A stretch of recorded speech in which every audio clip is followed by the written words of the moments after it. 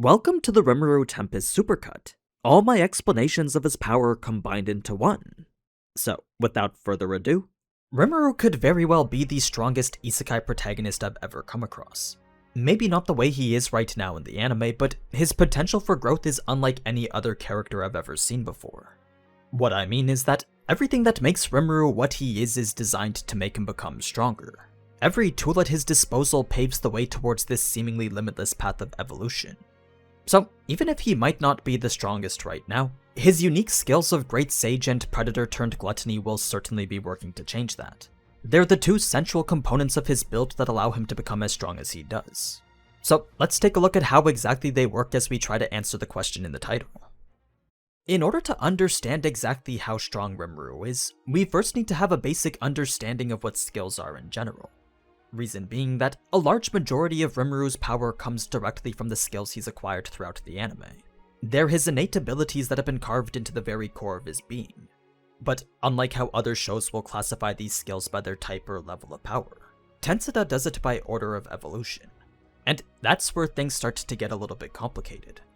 So, without getting too much into it, the order of evolution goes from common to extra to unique to ultimate, each tier progressively building upon the one before it. Common, as you'd expect, refers to the most basic level, whereas extra refers to skills that are significantly more powerful and efficient than that. These two tiers then serve as the foundation to build towards the even more powerful unique and ultimate skills, both of which once possessed by a single person can no longer be possessed by anyone else so long as that person is still alive. Now, the key difference between an ultimate and unique skill mainly pertains to their level of power. Because ultimate skills are the final evolutionary form, it makes sense for it to be an absolute force of nature that's usually unrivaled by anything beneath it. That said, this isn't really the type of skill that we're going to be looking at right now. Instead, what we'll be focusing on is Rimuru's power before his evolution. So that means every ability he acquired prior to becoming the Demon Lord at the end of the first half of Season 2. One of the first things to note is that just by being a slime already gives Rimuru a natural advantage.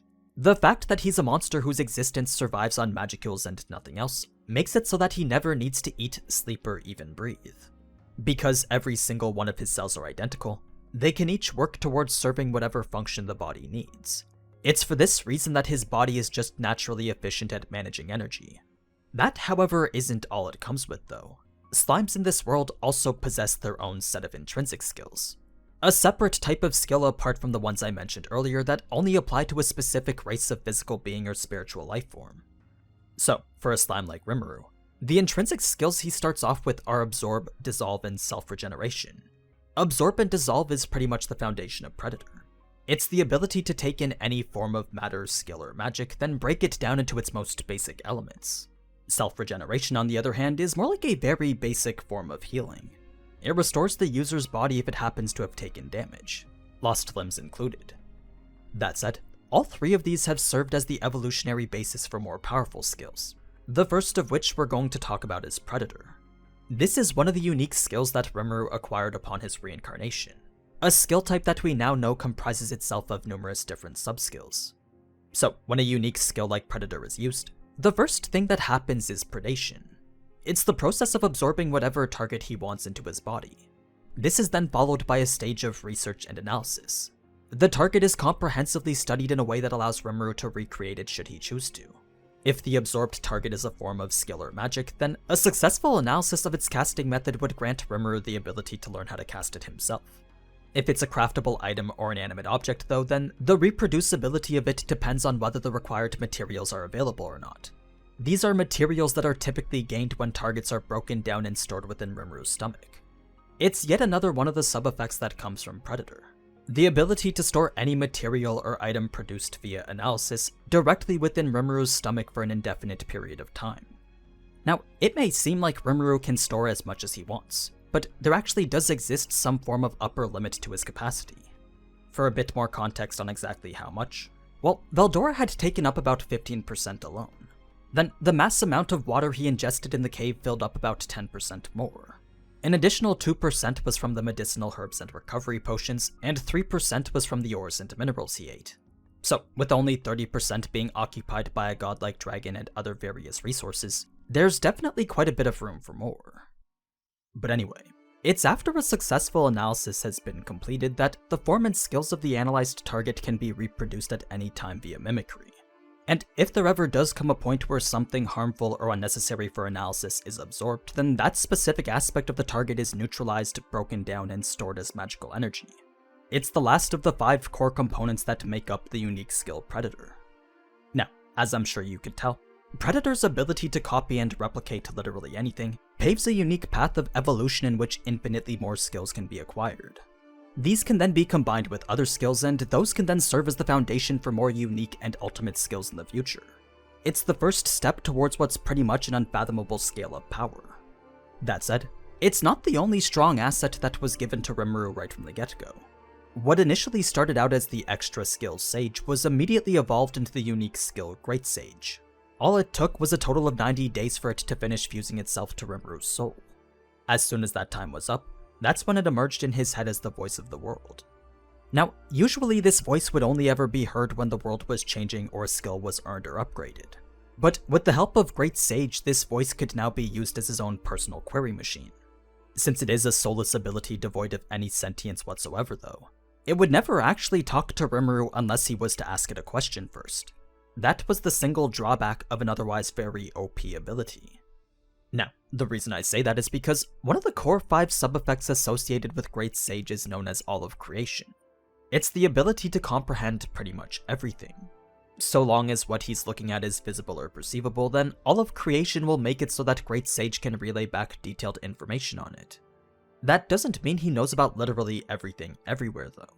The information available to him is dependent on whether he recognizes and understands the concept he's looking at.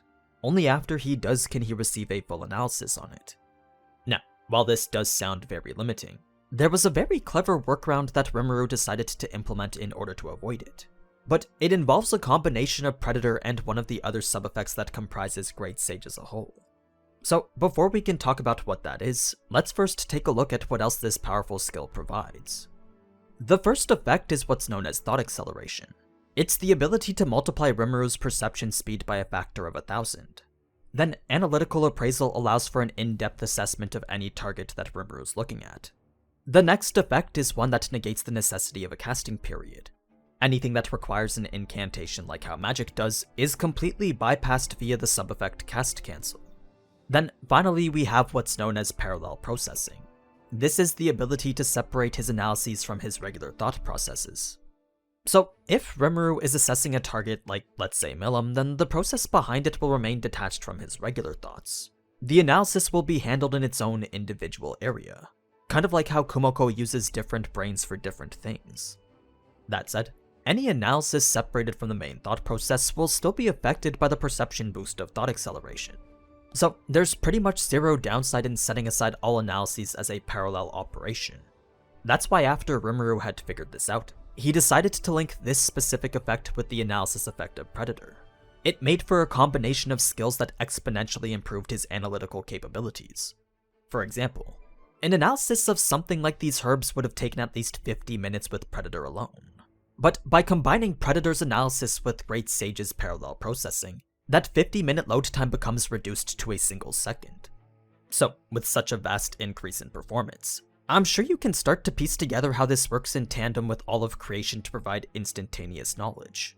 Because Predator's analysis and Great Sage's parallel processing allows him to immediately understand whatever he's absorbed, All of Creation can then relay any and all information associated with it. It's an extremely powerful combination that has made his evolutionary path even easier to traverse than before. That's why everything just seems to come so naturally to him. So, with Great Sage acting as the source for finding answers, and Predator's analysis being the skill that fills that source with knowledge, Rimuru is able to comprehend just about anything.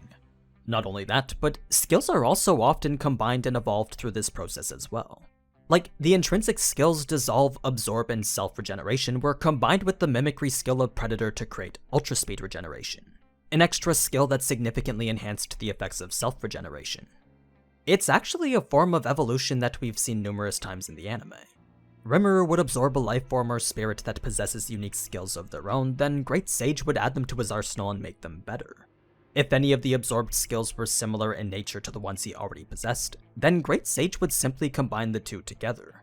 That's why when Rimuru had defeated the Orc Disaster Geld, his unique skill of Ravenous was taken and combined into Predator, resulting in the evolution of Predator into Gluttony.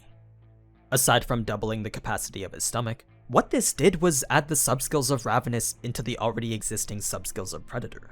So, in addition to Predation, Stomach, Mimicry, and Isolation, Gluttony now also possessed the subskills Corrosion, Receive, and Provide. Corrosion worked towards decomposing a target in tandem with Predation. If that target was a monster, then a partial decomposition of it would give Rimuru the chance to acquire one of its skills. Receive is the ability for Rimuru to claim any of his subordinates' skills as his own. Then Provide is the ability to do the opposite. It allows Rimuru to give skills to others so long as they're actually capable of using it. What this means is that both Rimuru and his underlings will get stronger in proportion to the other's growth. So even if he can't share any of his knowledge or spells with them, what he can do is properly allocate skills in a way that will maximize everyone's potential. Because Rimuru directly benefits from the growth of his subordinates now, making them stronger is pretty much the same thing as making himself stronger. It's yet another aspect in an already long list that serves to both increase and accelerate Rimuru's growth potential. But just because he can possess what seems like an infinite number of skills, doesn't mean that he'll instantly be proficient at all of them. Knowing which skill is best for each and every situation isn't something that Rimuru can do alone. That's why he sometimes needs to give control over to the Sage. By using Great Sage's automatic battle mode, every ability in Rimuru's arsenal will be used at maximum efficiency. It's a completely optimized approach to battle that demonstrates absolute mastery over every single one of his skills. So if possessing such a wide range of abilities wasn't already good enough, then try having a conceptual intelligence immediately optimize and implement them with zero effort whatsoever. That's the crux of Rimuru's power. Everything he is and everything he can become all stems from these two unique skills that he received at birth. They're the most crucial elements behind his power. Everything else is more so a specific skill or ability that supplements it. So, skills are at its core a power that stems from the soul. They're these seemingly natural abilities that are etched into the very core of a person or monster's existence, kind of like a technique that's been engraved into who they are. What this means is that skills aren't something that require practice in order to be used. Instead, they can be cast instinctively as if they'd been part of the user their entire life. The reason why this is because skills aren't abilities that can be acquired through trivial means like rigorous training. They're more so abilities that have to be earned. Powerful techniques that serve as a kind of reward for evolving or becoming more experienced. So, no matter how much someone practices like how they can do with magic, skills simply can't be learned that way. That said, there are multiple different ways in which they can be earned. And it's when they are earned that the person or monster gaining it also receives a significant permanent reduction towards their capacity for magicules. It's almost as if in exchange for receiving this ability that adds to their soul, they have to give up a different part of themselves as compensation. Of course, the benefit is the development of an ability that requires very little magicules in order to be used. But it's because these skills even require magicules in the first place that it's much more rare for a human to possess one than it is for a monster. You see, the human's inability to store magicules within themselves makes obtaining skills a near impossible task to accomplish, even with their souls being strong enough to store significantly more skills than the average monster. Those skills won't ever have the chance to develop if there doesn't exist any magicule capacity to exchange for it. That's why humans tend to focus on developing techniques known as arts over developing any form of skills. When it comes to monsters, their innate ability to have a capacity for magicules allows for skills to be acquired much more easily. They still have to be obtained via one of the 5 currently known methods, but they aren't held back by a lack of magicules like how humans are. As for what those 5 methods are, well, that's something that we'll cover right after we go through what type of skills there are. That way, when I start calling them by their classifications, you won't be confused as to what I'm referring to. So, as I said in my last video, skills are classified by their order of evolution. They go from common to extra to unique to ultimate. While this does usually indicate how strong they are in terms of power, there are cases when a unique skill is in some ways more powerful than an ultimate skill. That's why it's better to just think of these tiers as evolutionary indicators. Each one serves to do more than simply make the previous one more powerful. They also become much more complex and effective. Starting with common, this is of course the most basic level. These are skills that are typically found to be shared amongst many races of monsters, likely because they could have been born with it, or the skill itself was just that easy to acquire. extra skills are ones that are said to have power and efficiency magnitudes higher than the common ones. To get an idea of just how much higher, let's use the extra skill Ultra Speed Regeneration as an example. This is a skill that when in its common form is simply known as self-regeneration, and it's one of the skills that slimes or vampires are born with. What it does is it basically restores any physical damage that the user has taken. So even if an armor leg has been severed, self-regeneration will work to grow another one. When it comes to Ultra Speed Regeneration, this acts far more efficiently and effectively than how self-regeneration does. You see, there's only so much continuous damage that self-regeneration can keep up with, whereas Ultra Speed Regeneration can heal pretty much everything. So long as the user's body isn't being destroyed at an atomic level, then Ultra Speed Regeneration will continue to heal it back to its normal state. That's just how superior an extra skill is to its predecessor. Moving on to unique skills now. This is where things start to get a little bit more complicated, because it's at this stage that the fundamentals start to change. What I mean is that skills of this tier and above are no longer attainable the same way a common or extra skill is. Certain conditions have to be met in order for a unique skill to come into existence. Conditions that center around a person's desire. If a person or monster doesn't possess strong enough feelings or even a sense of self strong enough to support it, then those are indicators that their soul simply isn't capable of acquiring it. They're conditions that rely on the part of the soul known as the ego, the essence of an individual that establishes who they are, mainly through their memories and sense of self. While stuff like this is normally considered to be a social construct, the soul and ego are these actual known existences within the world of Tensura. So the stronger one's desire and sense of self is, the stronger their soul is in general, and the more likely it is for them to be able to acquire a unique skill. Those who don't possess those feelings will never be able to acquire one of their own. That's why unique skills are described to be the shape of the mind. They're a person's very will given form into reality. Now, one of the other fundamental differences between unique skills and the two below it is that unique skills are often a combination of various different subskills. Sometimes these can be an amalgamation of already existing common and extra skills, but other times they can be a mix of all completely new skills. That's what makes unique skills, well, unique. For a little bit more context, because these are abilities that are shaped from one's personal desire, the way it manifests into reality will be different for everyone, essentially meaning that it can never be the same. So, the instant a unique skill has been formed within someone's soul, no other person or monster can ever naturally possess it at the same time. It's an ability unique to the owner for the rest of their life. Last but certainly not least, ultimate skills follow pretty much all the same fundamentals that unique skills do. They're composed of numerous different subskills, require an even stronger soul and sense of self in order to be formed, and can only belong to a single person at any given time. What makes them different from unique skills, though, is mainly their level of power and effectiveness. I mean, they are the highest and final evolutionary form of them. So it makes sense that something called an ultimate skill would give the owner a level of power in accordance with that. Usually something along the lines of controlling the very laws of nature or manipulating the principles of the world. You know, basic god stuff. But anyway, now that you know the tiers in which skills are classified, the only other subsections you need to know about are intrinsic skills and resistances. These are skills that are typically specific to a certain race of monster, most often given to them upon their birth as a small set of low-tier common or extra skills. So, for a slime like Rimuru, the intrinsic skills for him and all the other slimes in the world would be Absorb, Dissolve, and Self-Regeneration. Resistances, on the other hand, are pretty much defensive variants to these.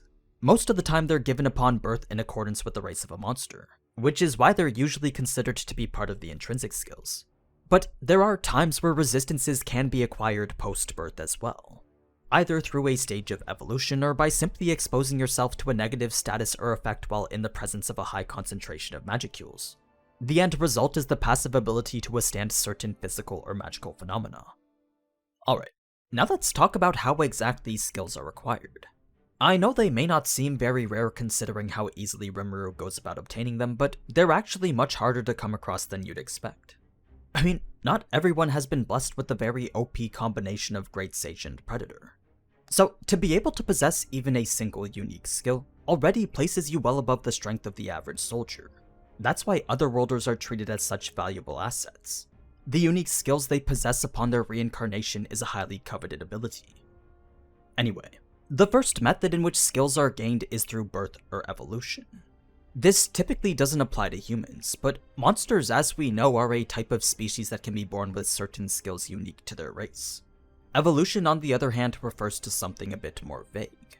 There's no distinct method that describes how a person or monster can evolve, but it's when they do that they usually receive new skills in the process. This can either be an already existing one evolving into something stronger, or a completely brand new skill independent of all the others. If we use an orc as an example, the unique skill Starved is one that's only granted to it after one has finally evolved into an orc lord. Only then will this ravenous skill be made accessible to the orc who completed their evolution. The next method of gaining skills is through the acknowledgement of the world itself. Whenever the system that governs the world has deemed someone worthy of receiving a skill, the voice of the world will be heard as it announces what they've earned. It's an event that's usually defined by the accomplishment of a spectacular feat, or the successful implementation of a skill without actually possessing it. The feats are most often occasions in which a person undergoes significant personal growth. So, in the context I mentioned earlier, it's pretty much anything that helps to fuel one's own desires and feelings, essentially strengthening their soul so it becomes more suitable to carry skills within it. As for using a skill without possessing it, well, an example would be the time in the cave when Rimuru manipulated water in a way that shot it out like a projectile.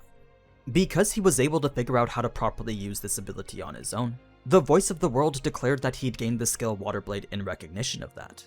That's the essence of how this acknowledgement process works. The third method of acquisition is actually the one that we see most often, and it's the process of stealing skills from another person.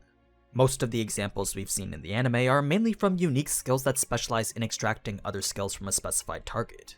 But we've also seen Rasen steal skills by possessing the bodies of their owner. It's a more robust method that involves gaining access to the target's soul. Once the process to do so is complete, he's able to take any skills they possess as his own. Now, the fourth method of gaining skills is the process of sharing, a very situational method in which we've only really seen Rimuru use. Thanks to the sub-skills of the unique skill Gluttony, Rimuru can use any of the skills his followers possess or hand down duplicates of any of the skills he possesses, essentially giving full reign over which skills he and his subordinates have control over. Then, the last method for skills to be gained is through the evolution of them specifically. What I mean is that certain situations can result in skills combining together in order to make completely new ones. Like, Rimuru's unique skill Degenerate is one of the easiest ways in which this is possible. But not everyone can be like him and freely experiment with combinations of skills and see what they become. For them, the ability to combine and evolve skills is something that's not as easily available. But anyway, now that you know what skills are and how they come to be, you should be starting to figure out why it is that Rimuru is so much more powerful than everyone else. Yes, the unique skills he started out with were definitely helpful, but the main source of where all that comes from is his soul. His peculiar existence as an Otherworlder has made him what he is today. Remember, Otherworlders are usually these beings that possess a single unique skill upon their reincarnation. This is because their souls are made stronger due to the reconstruction of it that happens as they cross from the physical world to the cardinal world. That's why they're capable of supporting a power that no other normal human can. Now, when we get to Rimuru, his soul wasn't reconstructed the same way all the other Otherworlders were. Instead, his soul remained fully intact throughout the entire process. It was a unique occurrence that not even Veldora knew was possible. So this means that Rimuru's soul was already extremely powerful right from the get-go. Not only did it allow him to possess 2 unique skills upon his reincarnation, but it also seems as if he has capacity for infinitely more, once again showing just how limitless his potential for growth actually is. Now, starting with his reincarnation, Rimuru was born with several intrinsic skills in the form of resistances. At first, these were the temperature-based tolerance ones of resist heat and resist cold. But these were almost immediately combined together to create the evolved skill resist temperature. What this does is it basically grants the ability to withstand extremely high or low temperatures, effectively nullifying any damage that could possibly be taken via ice or flame type attacks. Next, we have resist piercing weapon and resist melee attack. These are resistances that work to mitigate the damage received by any sort of physical attack. In the odd case that Rimuru does somehow take a little bit of damage though, his cancel pain resistance would prevent him from even feeling it. That doesn't mean he hasn't taken any damage, but it does mean that the sensation of pain has been completely removed. So, given that he can't feel when he's been hurt, the way he determines how much damage he's sustained is of course with the help of his Great Sage skill. This will automatically determine the percentage of damage in which his body is taken, then follow it up with the best course of action needed in order to heal it. Usually that course of action would be the process of predating, analyzing, then repairing any damaged part of the body. It's a combination of the unique skill Predator and the intrinsic slime skill Self-Regeneration, both of which we already covered in part 1. So, after that, the only other resistance he gained was one towards electricity. The rest of the reincarnation process involved the development of his extremely overpowered unique skills. The two main aspects that we now know serve to make him as powerful as he is and as powerful as he's going to be. But since we're already familiar with those, let's move on to the skills and protections he gained from his encounter with Veldora. It was from this single chance meeting that Rimuru was able to learn what's probably one of his most underrated abilities. A rather basic extra skill that goes by the name of Magic Sense. Although acquiring it isn't entirely difficult, making the most out of what it does most definitely is. You see, Magic Sense allows the user to perceive the particles of magic floating around them. Then, by observing how these particles are affected by the waves of light and sound passing through them, the user can take that information and calculate how the area around them looks and sounds. They're basically using the distortions in the magic particles around them to produce visible images and audible sounds. Now, normally that level of information would be beyond what any human could possibly comprehend. But by allocating the management of all that data over to Great Sage, the only thing Rimuru needs to be concerned with after is the output. A complete 360-degree view of his surroundings, along with all the perceivable sounds from a range of over a few hundred meters. It's a skill that basically makes it impossible for Rimuru to ever get ambushed. Unless there was some sort of phenomenon that didn't actually interfere with the magic particles in the environment, the complete and total awareness that Magic Sense grants makes pretty much everything perceivable all the time. That's why I think it's one of the more underrated skills in Rimuru's arsenal. Next, we have the divine protection known as the Crest of the Storm. Although it's one of the more vague fundamental properties of the world, it does bear some similarities to titles and names. I mean, the protection itself was something Rimuru received the instant he became a Tempest, but the exact specifics as to what it provides for him isn't something that we're fully aware of yet. What we do know is that the Crest of the Storm resulted in a modification to Rimuru's elemental alignment. It shifted whatever it was before to the element of Storm, a kind of specialized area unique to the Tempest name that forcibly adjusts any elemental skills or magic towards the side of the Storm element.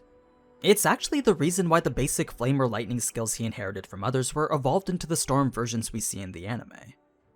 Continuing with Rimuru's traversal through the cave, there were quite a few additional common and extra skills he acquired before leaving. Most were from the whole slew of monsters he absorbed along the way, but there was also the water manipulation one that he developed all on his own.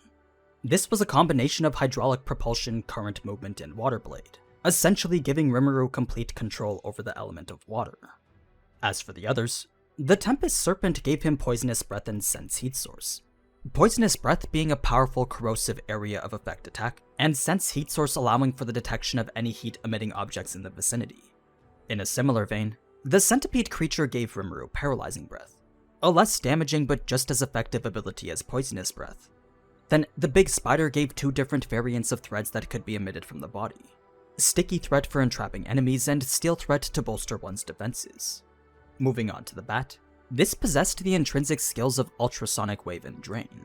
But because Drain was determined to be an inferior version of Predator, Rimuru decided to ignore it instead of add it to his arsenal. Ultrasonic Wave, on the other hand, was actually quite useful for a number of things. Initially, it was only intended to be used for echolocation, but it was after a bit of experimentation that Rimuru figured out how to use it as his voice.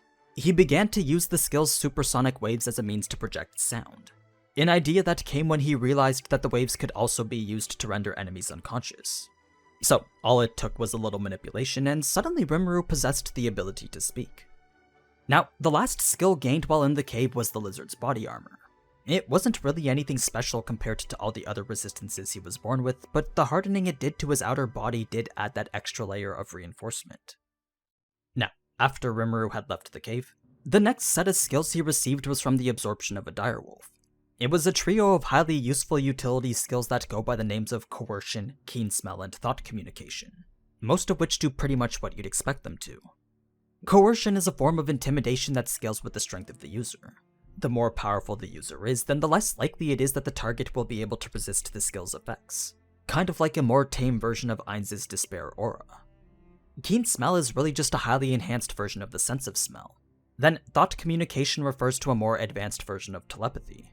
What I mean is that, rather than telepathically linking with only a single target, Thought Communication enables this link to occur across multiple people. It creates this space in which the user can freely share whatever picture is in their mind with whoever else is in that space, allowing for a large group to work as a collective much more easily and over a much larger area.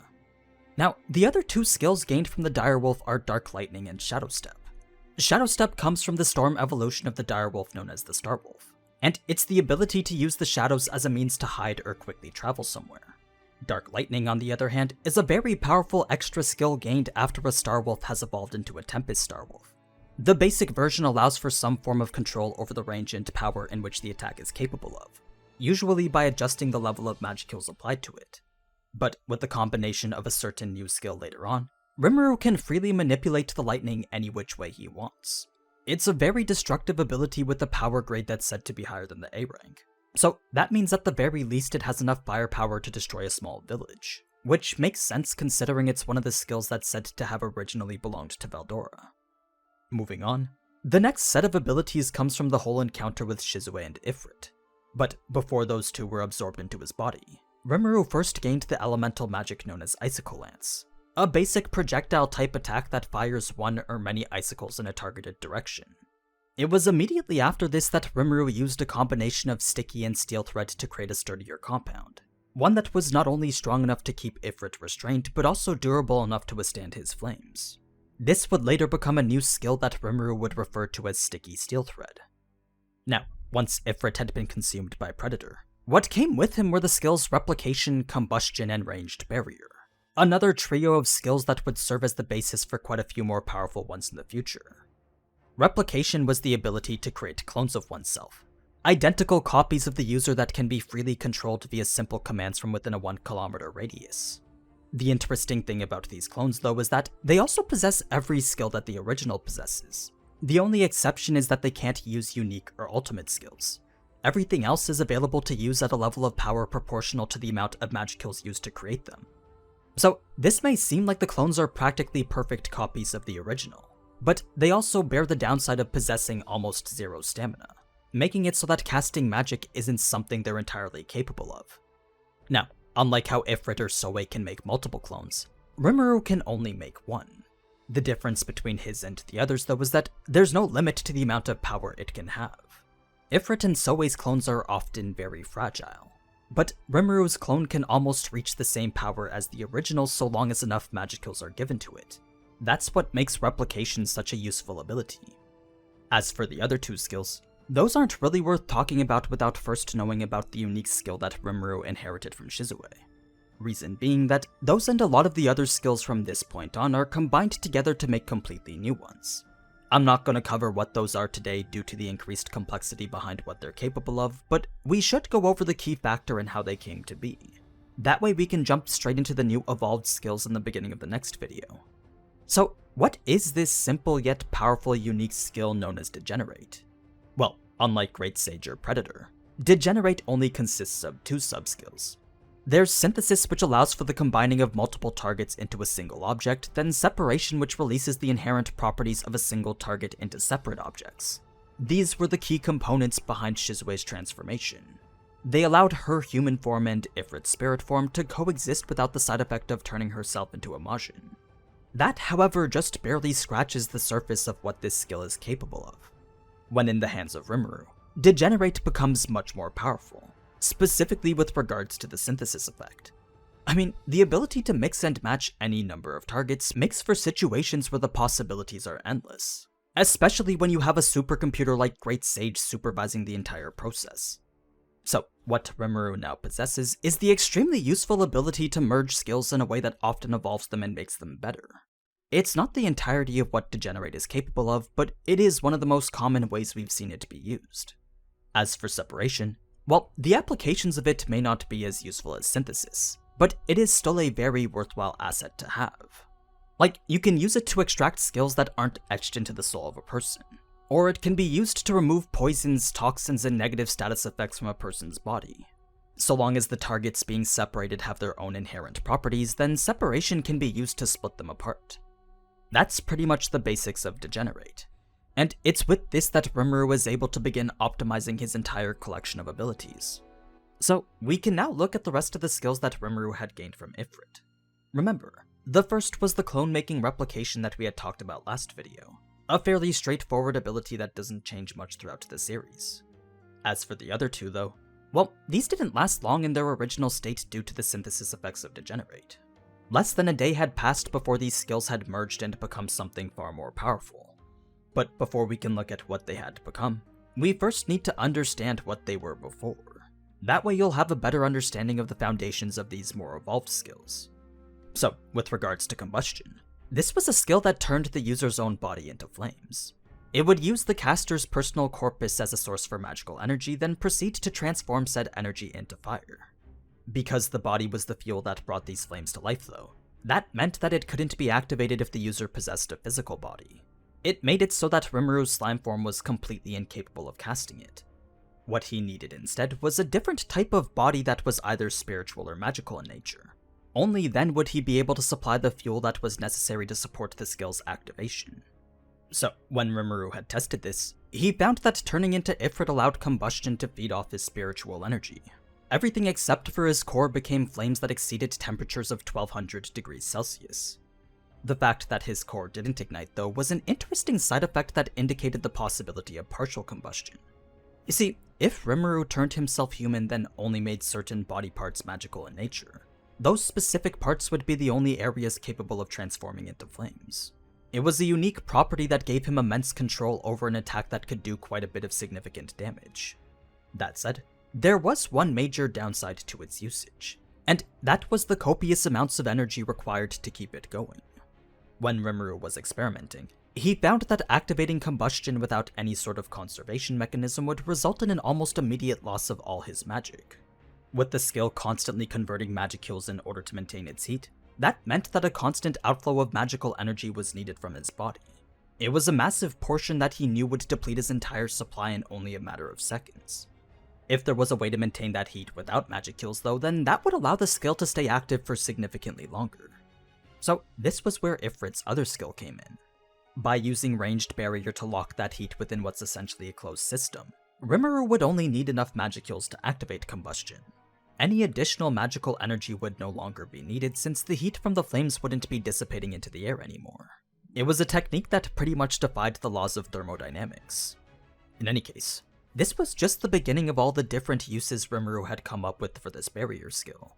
As an ability that allowed him to create any size or form of barrier within 100 meters of himself, the practical applications of it were almost endless, especially since he could use its energy conservation effects to combine it with a number of other skills.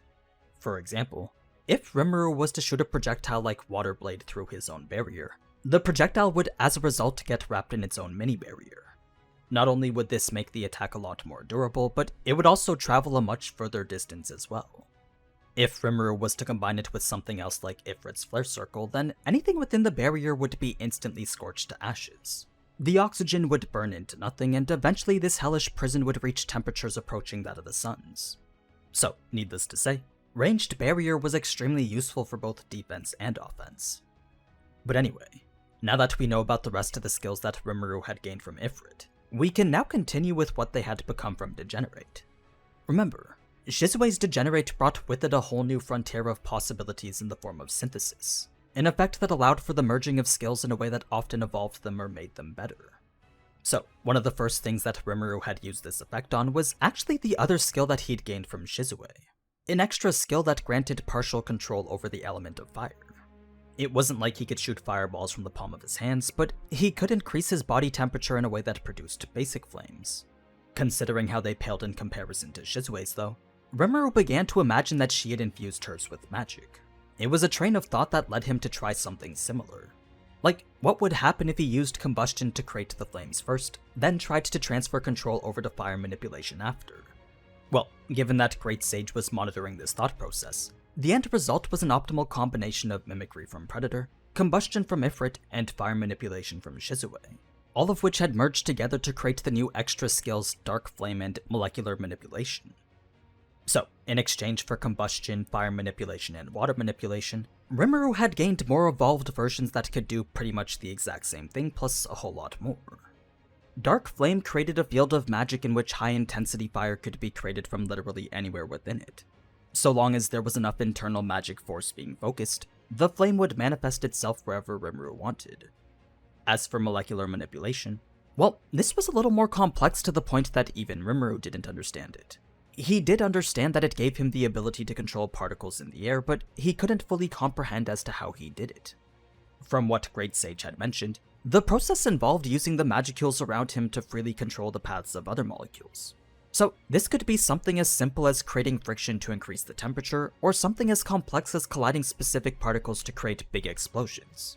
Regardless, it's best to think of it like a form of telekinesis that worked on any and all sorts of molecules.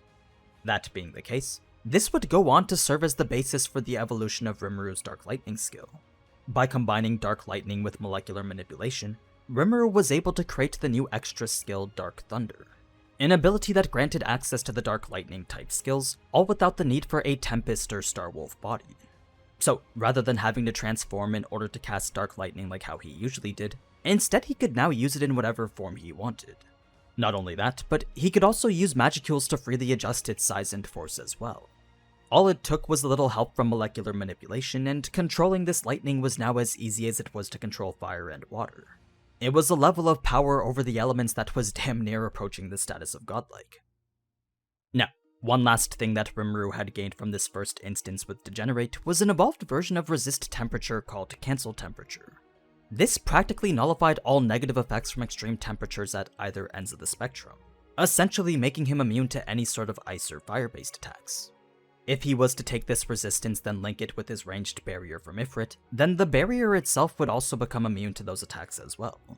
Do this one more time for all his other resistances, and the end result is a multi-layer barrier that possesses the same resistances that he does.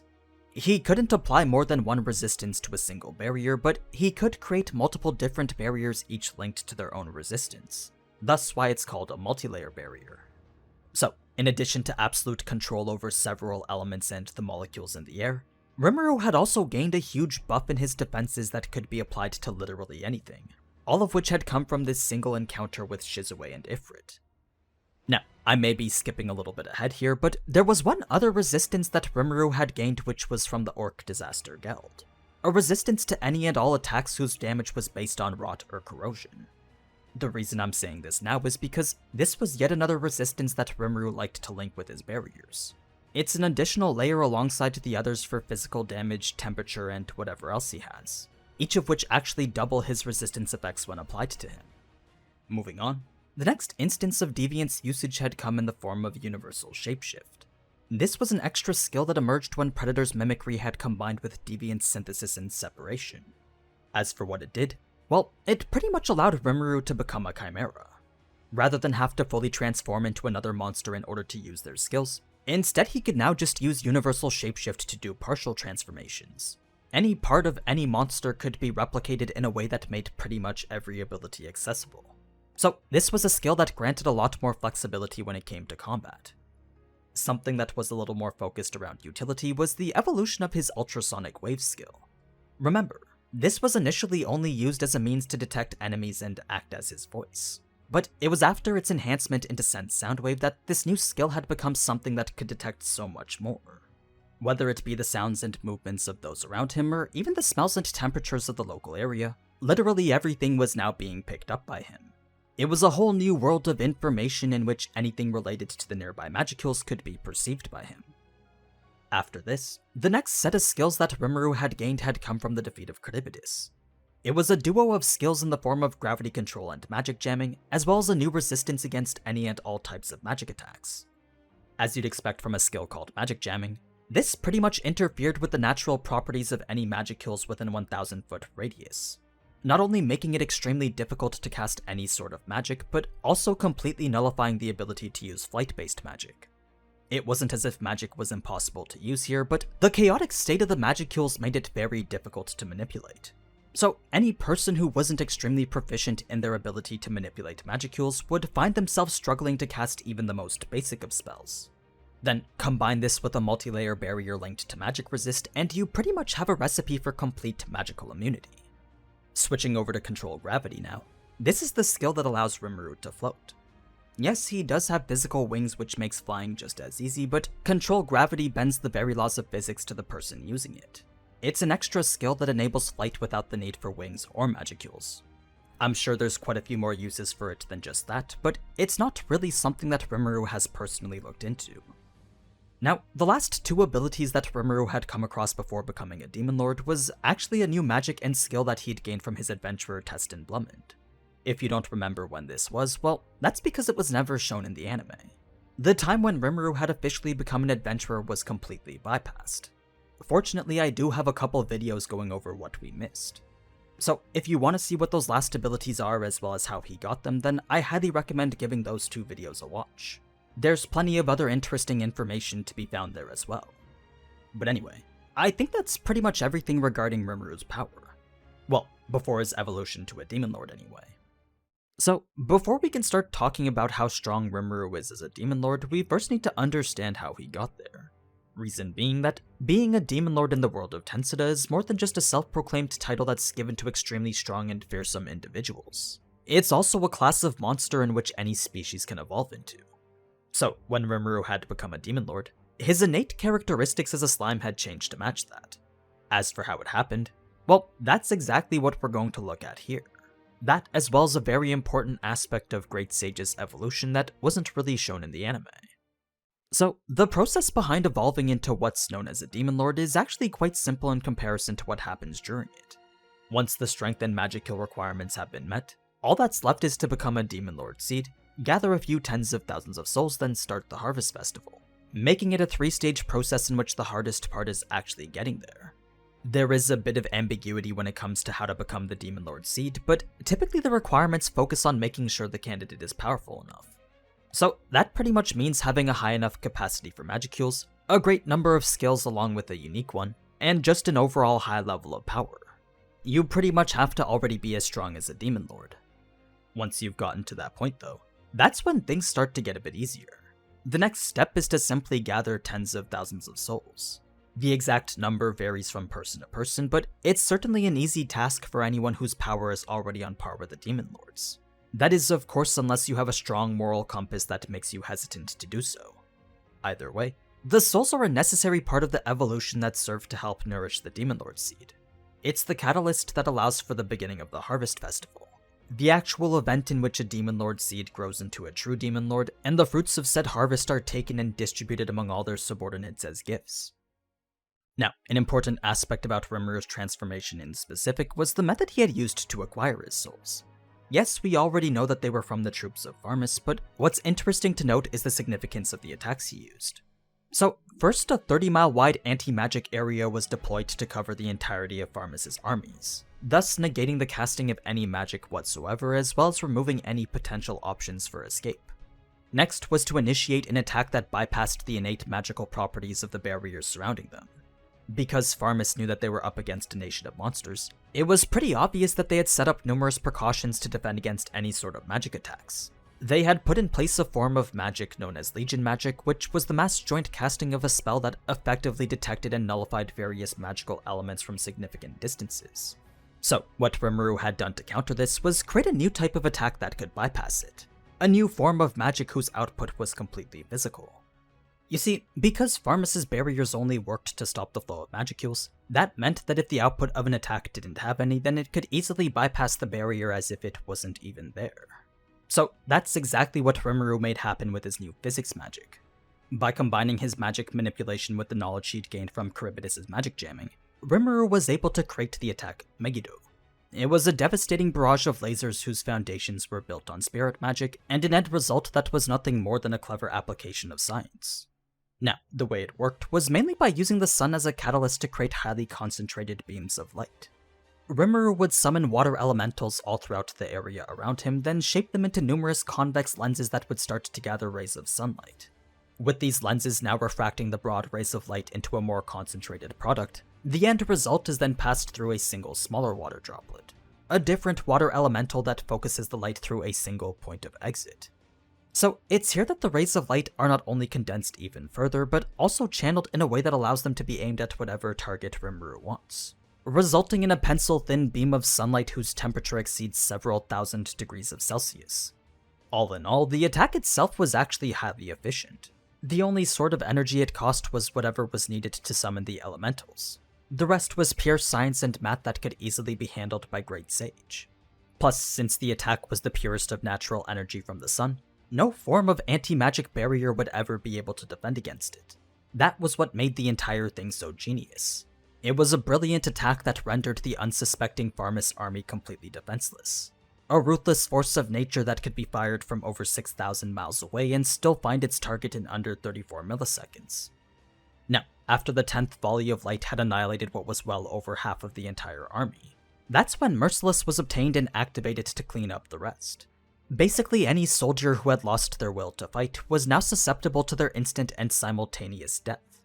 A much faster method of obtaining the rest of the souls required for the Harvest Festival. As soon as that number was met, the voice of the world echoed into his mind to declare the Harvest Festival's commencement, the event in which Rimuru would evolve from a slime into a demon slime. So it's here that the anime gave us a pretty entertaining visual depiction of what had happened, but that also made it hard to notice one of the most important aspects of it. I mean, I myself didn't even notice that Great Sage and the voice of the world were talking to each other, since the two of them share the same voice. The fact that Great Sage had done something to indicate its first ever sense of self had completely slipped by me. What I'm talking about exactly is the initial moment when Rimuru's evolution had finished. Or, well, was supposed to finish. I'm not talking about the time when he resurrected looking like Jesus, but instead the initial time when the voice of the world had completed upgrading all his bodily attributes and resistances. This was supposed to be where Rimuru's evolution had stopped. All that extra stuff where his unique skills had become ultimate ones wasn't something that should have even happened. At least not without Great Sage's intervention anyway. So, when the voice of the world had declared Rimuru's evolution complete, Great Sage had stepped in to request its own evolution. This may not seem very significant because of how it was portrayed in the anime, but the fact that there was no master telling Great Sage what to do spoke volumes to indicate this to be an action carried out by its own volition. It was almost as if it was responding to Rimuru's commands without even needing to be told any. So, as Great Sage tried to evolve itself over and over, the only constant through any of the processes was failure. Hundreds of millions of attempts were made in a trial and error process that seemed as if it would last forever. All because Great Sage had the inexplicable desire to fulfill the wish of its master. Had Great Sage approached this task from a purely mathematical standpoint, then it wouldn't have even tried since it already knew that the odds were so low. That's just how slim the chances of it successfully evolving were. But because it knew succeeding would make its master's wish that much more attainable, Great Sage continued with its ongoing effort to an extent that approached infinity, eventually reaching the Harvest Festival gift it knew it yearned for. There was no joy to be felt when it got there, but it did feel a sincere sense of fulfillment. As a conceptual intelligence who supposedly lacked a soul, emotion was something it could never hope to understand. That's why even after finally being rewarded for its infinite effort, it still remained estranged to what should have been a celebratory occasion.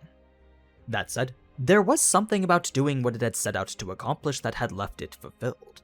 The Great Sage turned Raphael was satisfied with having achieved what its master wanted. It's not like Rimuru dictated that this was something that needed to be done, but it was an action that Raphael knew would directly assist with obtaining Rimuru's goal. So, despite being this soulless, emotionless part of Rimuru's very being, Raphael seemed pretty intent on doing whatever it could to make its master's dreams come true, almost as if to imply that it had manifested a will of its own.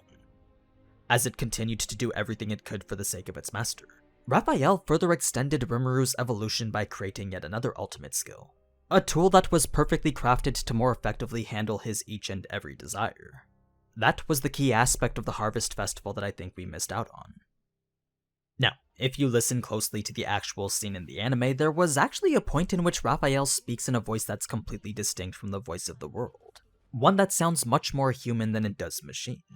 グラトニーの進化を希求。無慈悲なる者を生贄に実行。 So, if I had to guess, then I would say that this was the anime's attempt to display the change that the novel described as Raphael's sense of self. Where this point gets hammered in even further was actually through an interesting description of Raphael's thought process throughout the whole resurrection ritual. You see, after all the computations and calculations had finished, the success that followed didn't bring with it any sort of emotion. Once again, this conceptual intelligence couldn't feel happiness towards the work it had done. Emotion was still this concept that was far from being understood by it. Despite that being the case though, deep down there did exist some semblance of a heart that shouldn't even be there. There was no doubt that at some point along the way, a will of its own had manifested from deep within the depths of Rimuru's soul. It was the only explanation as to why Great Sage had forced its own evolution in such a rogue fashion. Then, when Raphael pondered to itself as to why it did this, that very thought was proof enough to indicate that it now had a sense of self that was separate from its masters.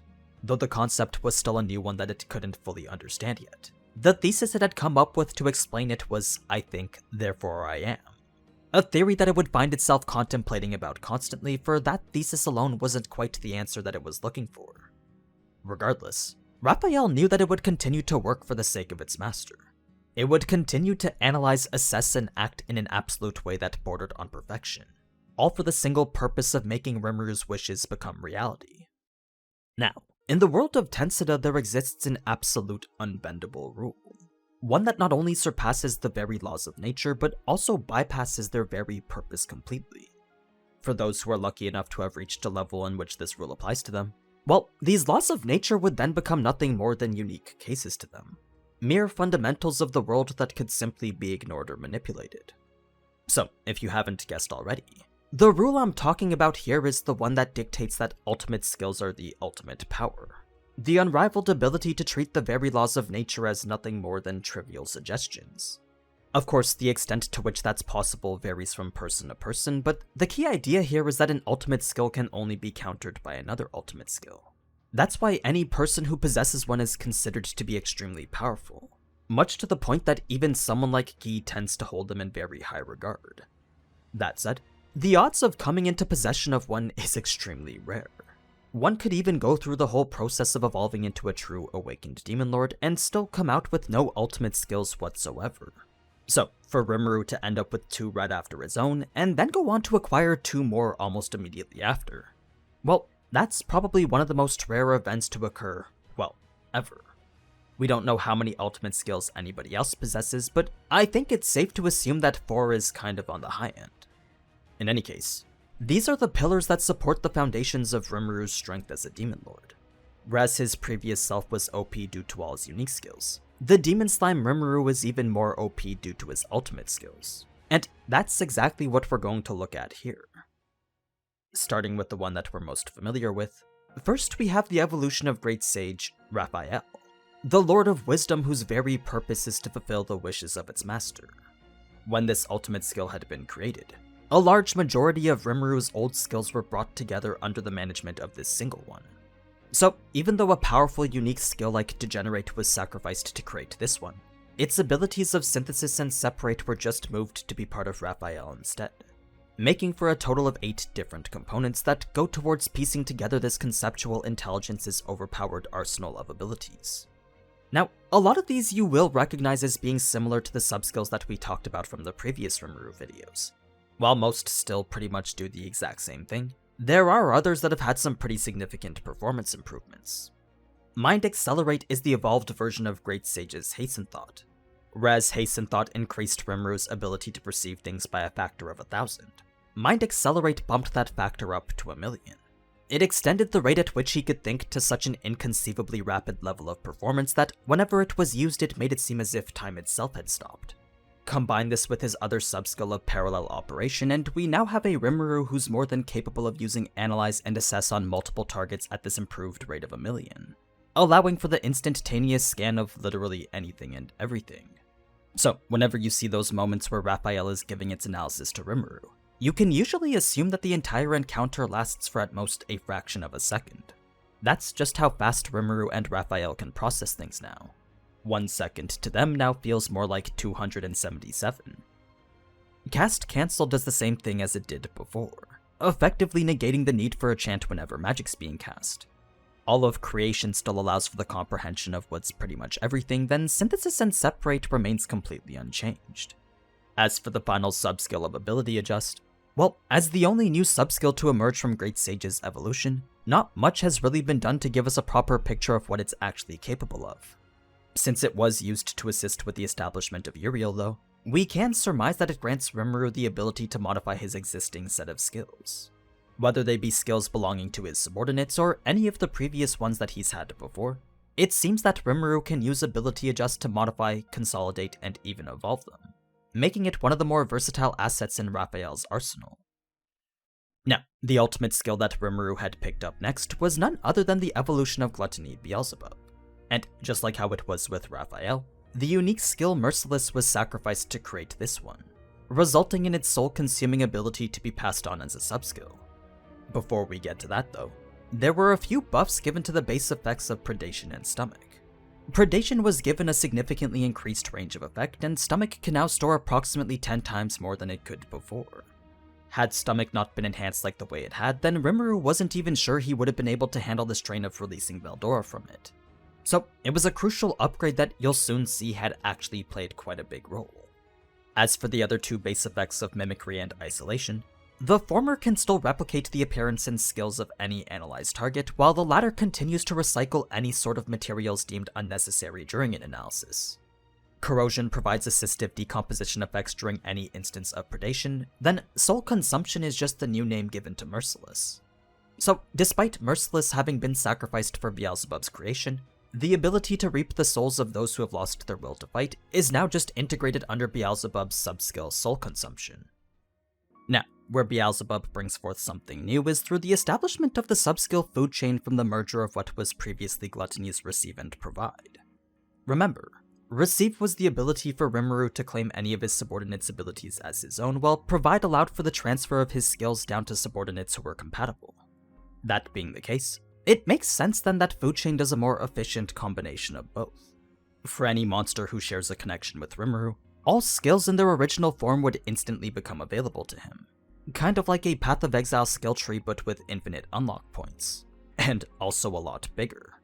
With all his subordinates having received gifts from the Harvest Festival, there was a whole new plethora of skills that needed to be managed by Raphael and its Ability Adjust. You see, Raphael is subject to Food Chain at the same level that Rimuru is. So that meant all those skills could be streamlined and optimized in whatever way Raphael deemed best. If there was ever a situation in which Rimuru found himself in trouble, then he could simply rely on Raphael to suggest a plan of action with whatever skills were optimal for the situation. It was the only way Rimuru could make use of Food Chain and the vast amount of skills it provided. As for how it works for those under Rimuru, well, that same condition of compatibility is still required, making it a much more beneficial skill for Rimuru than it is for really anyone else. Now, just like how Raphael had brought forth the creation of Beelzebub, it was Beelzebub that had allowed for the creation of Rimuru's next ultimate skills, the first of which had stemmed from Veldora's resurrection. When Rimuru had released Veldora's spiritual body from the confines of his stomach, there were these lingering remnants of his essence that were left behind, remains of his spiritual body that could be consumed by Beelzebub. So, after those remains were absorbed and analyzed, not only was a soul corridor established between himself and Veldora, but the ultimate skill Veldora was created from it as well. Rimuru had absorbed small pieces of Veldora, then used the link between their soul to transform some of this true dragon's power to his own. Now, if you're wondering what exactly this soul corridor is, well, it's pretty much the direct intangible pathway between one soul and another. A connection that signifies a deepened bond between two people. So, what was essentially Veldora's heart was now linked to Rimuru's soul, resulting in all his memories and experiences to be gathered in the mind of Rimuru, kind of like some sort of external backup. The reason why this is important is because it ties into the subskills of this new Veldora ultimate skill, mainly the duo of Summon Storm Dragon and Restore Storm Dragon. The former allows Rimuru to call forth Veldora whenever he wants.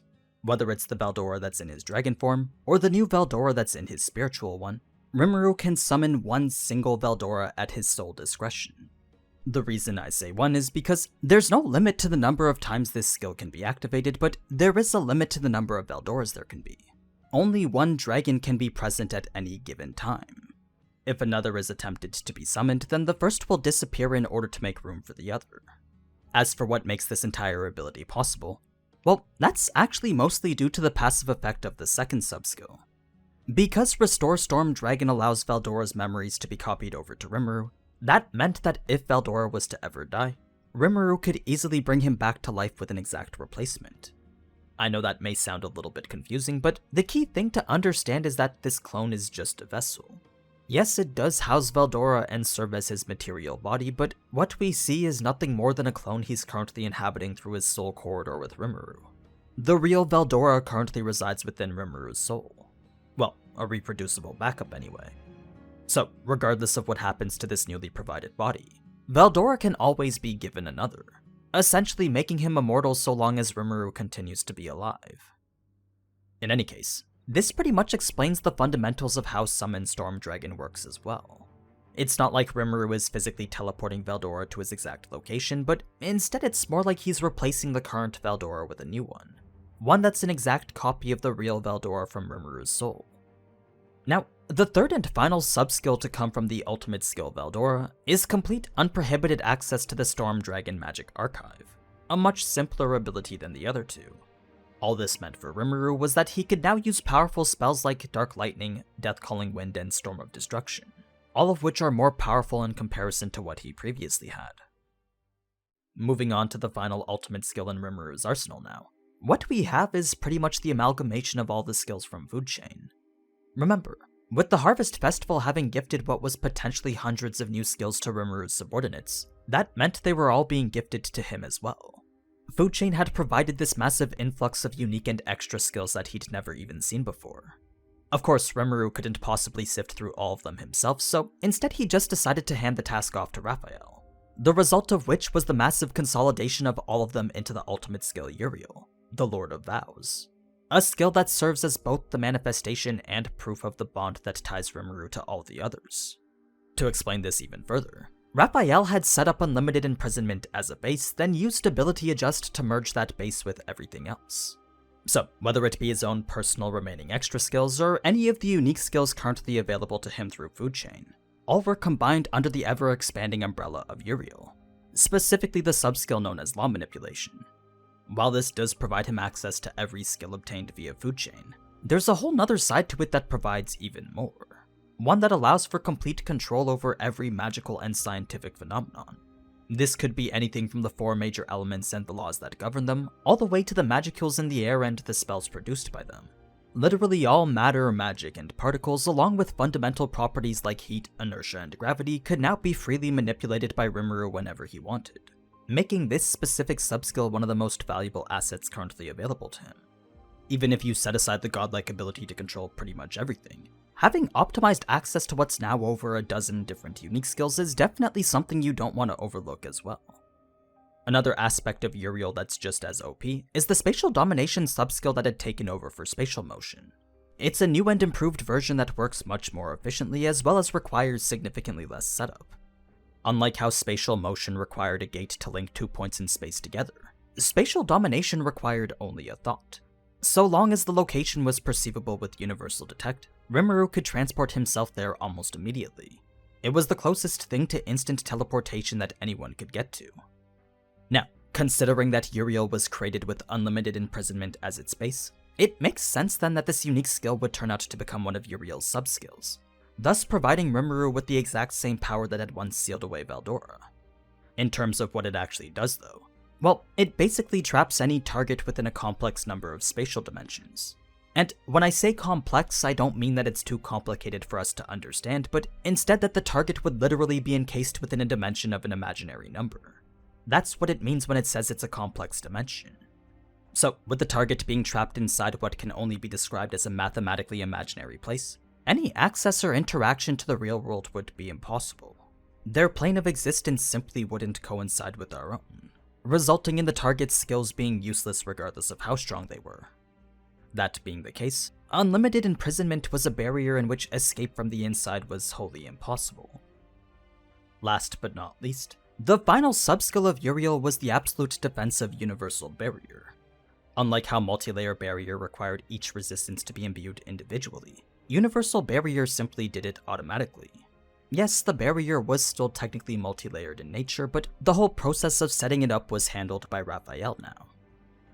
But yeah, that's every ultimate skill that Rimuru currently has now.